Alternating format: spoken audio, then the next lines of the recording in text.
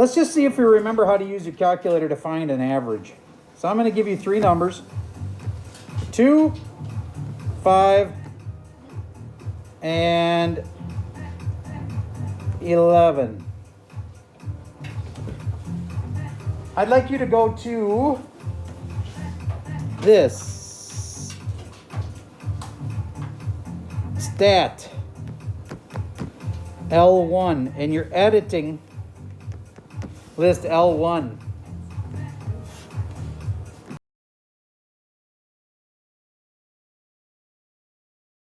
Q3 is 35.5 and the max is 40. All right, somehow my pen wasn't working. Can you just go one more time, starting with min? 19. 24.5. 24.5. 30. 30. 35.5. 35.5. And then 40. Okay, so this 5-number summary goes with the box plot. Everybody off to the side.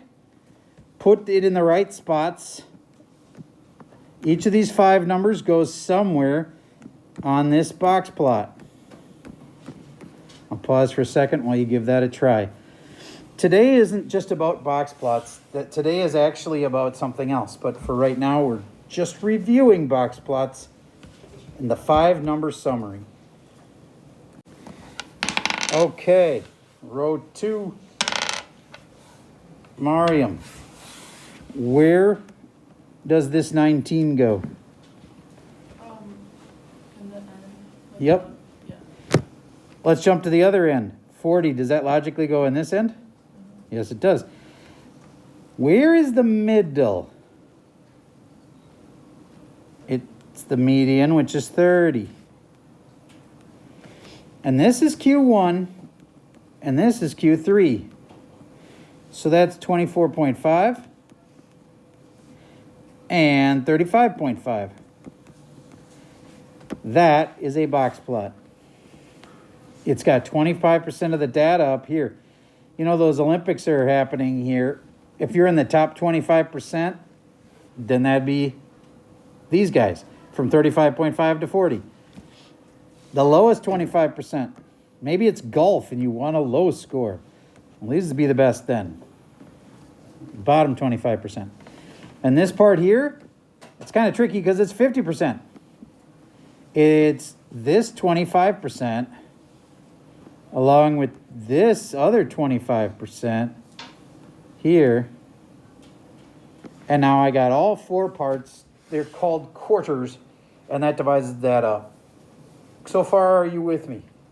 Do you feel like you could put it in the calc and find all this info? Okay, cool. Now, which one gets thrown off when you put in a really big number? Let's say we go to our list. We're not, but let's say we did. We pick our biggest number and we change it to way bigger. Is that going to change the average?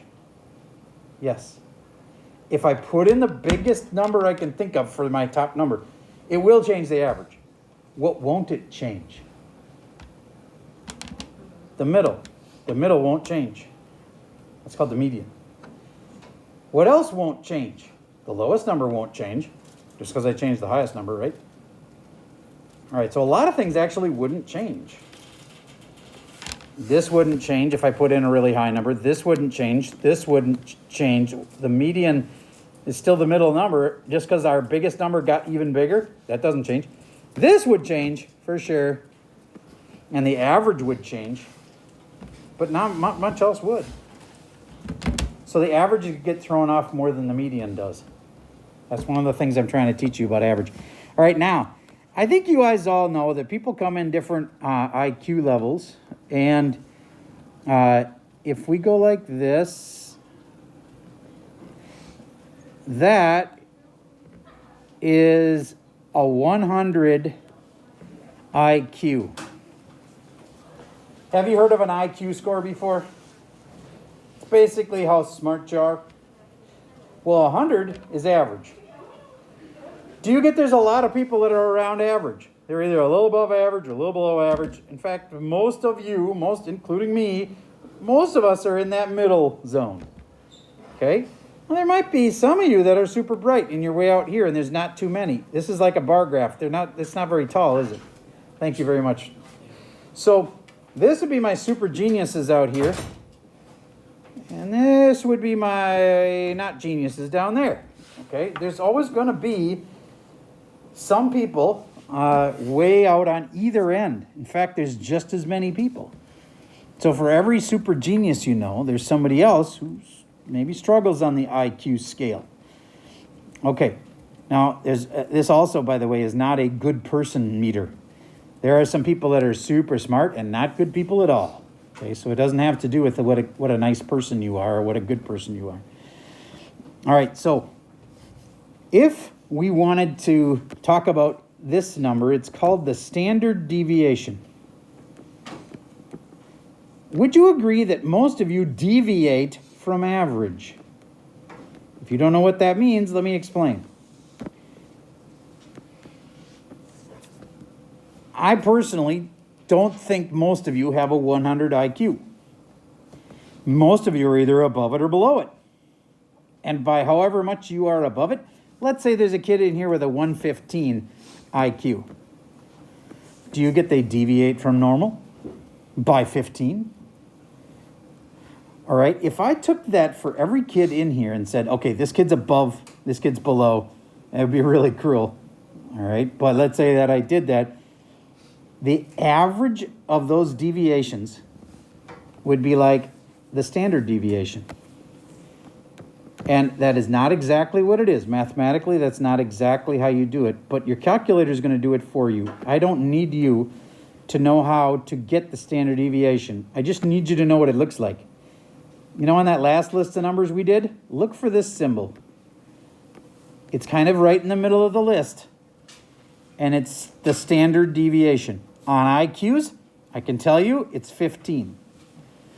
That means if each of you are either above or below that 100 IQ, and we wrote all of your deviations down, we'd actually find the difference from the average, and then we would square that difference, and then we set the square root of them squared, and it's complicated, but this is what it is. Do you guys see that symbol on there? Okay. What was the standard deviation on our last data set, the one we just did? What does this equal? It says something. What does it say? 6.29. Can anybody verify they see the 6.29 next to this little thingy? Okay. Then that's your standard deviation. That means typically people are about 6 away from each other. All right, imagine for a moment we take the boys basketball team and we take how long their hair is. We average each kid's hair length.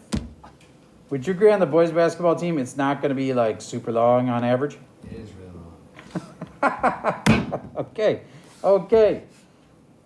Then I could be absolutely proven wrong on this one. I was going to go with the basketball team versus the dance team. I think the dance team's probably got them beat. Would that be fair to say?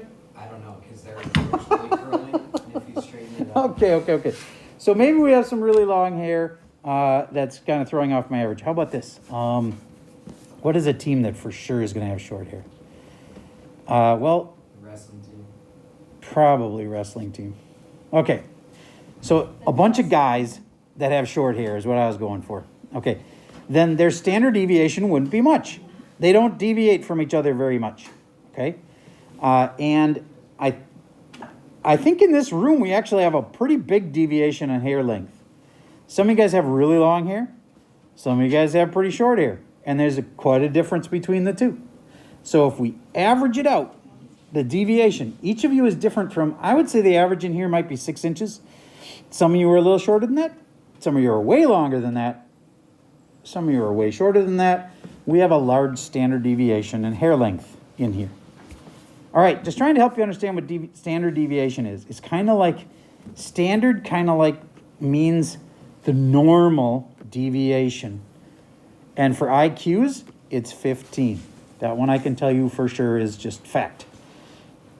And that's because it's a really big sample size. You don't just like take a bunch of people in a room and do it.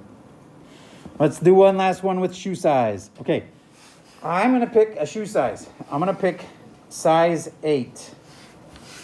Let's say that it's size 8 is normal. How many of you are exactly size 8? Raise your hand if I hit your size on the nose. All right. Then how many of you deviate from that with something above 8? Raise your hand if you're above 8. Okay. Now, that's almost everybody. So I probably didn't pick a very good average. Maybe I want to move it up. I'm going to move it to a 10. So now you don't have to tell me anymore, but do you agree that some people are probably above 10? Some people probably are 10. And some people are probably below 10. Do you think that there's anybody who's like 5 sizes above this? No. No. Do you think there's anybody who's like 5 sizes below it? No. Then is our standard deviation going to be a really big number? No. The average deviation might be more like a 2, meaning that there's a lot of people with 12s and a lot of people with 8s, but there's not going to be too many that go beyond that. Okay, so standard deviation is like how much we deviate from the average as a group. That's what it means. And this bell-shaped curve, that's called the normal distribution. If I took your shoe sizes, do you get there be some kid out here, there's probably only one who has really big shoes? And then there'd be some other kid with really tiny feet? And most of you would be in here. Does that make sense to you? All right. Would you agree that basketball players on average are probably taller than average? Okay. So if I took the basketball team and I took height, if I do a standard deviation thing, actually, let me just do a normal curve thing. Do you get basketball players are probably in here? Most of them are taller than average. All right. So anyway, I think you're getting the idea. Normal distribution kind of looks like a bell like this. And standard deviation is how far apart you are from, how far you deviate from the standard, which is like the average. I think I've taught you everything. Would you please find this page of the notes? And that'll remind me of what I forgot to teach you. Yes, range. To do the range, I like to have the box plot. Let's say I have from a 2 to a 10. And let's say this is a 6. Let's say this is a 4 and this is a 8.5. Anybody want to take a guess at what the range of this is? 8. It is 8. How'd you get it? 10 minus 2. Yep, that's all you got to do to get the range. Now, here are the quartiles. Hint, hint. What's the interquartile range? Say it if you think you know it. Okay, you just subtract these two. And if I take 8.5 minus 4, it's going to be 4.5. That's the interquartile range. 8 minus the 4.5, or 8.5, thank you, minus the 4.0, gives you 4.5. And the standard deviation, nobody in here can calculate it with just your head. It's how much does our data deviate from standard, and we'd need a calculator. We'd put all our data in, and we could find the standard deviation. Question? How do you spell that? Like from 8.5 to 4? That's called interquartile range, and we will never ask you to spell it. Okay, just IQ. IQR is good enough. Interquartile range. Okay. There is a software version of the TI-84. So there's a few of you who tonight are going to go home and you don't have a calculator like this. You're having to borrow mine. If you ask me later, I will show you where you can get that from Schoology. So you open it up and I'll show you how to use that at home. You're going to need to use that to do your homework because you don't get to take my calculators home with you. All right, so that's to remind me later, if you're one of the kids borrowing one of mine, I'll show you where to find that. When would we use standard deviation? It tells us how far apart the data is. All right, it's like you're comparing two groups and some kids are like really close to each other and other kids are like quite diverse. Maybe it's like a group of people that all are about the same height and another group that like really short people, really tall people, a lot of in-between people. Then you can use standard deviation to say, you know, the deviation of the heights is only 1 inch. They're all really close to each other's height. And this other group might have a standard deviation at 10 inches. It's like super short people, super tall people. Good enough. You're supposed to be able to find the standard deviation if I give you some numbers. Do you think you could find this little symbol right here on your calculator? Remember, you're going to go into that 1 var stats. I'm not going to make you do it right now, but do you know where this is? I don't see it. All right, hit the stat button, Oh, wait. I ran a yes. and you go to 1 var stats under calculate.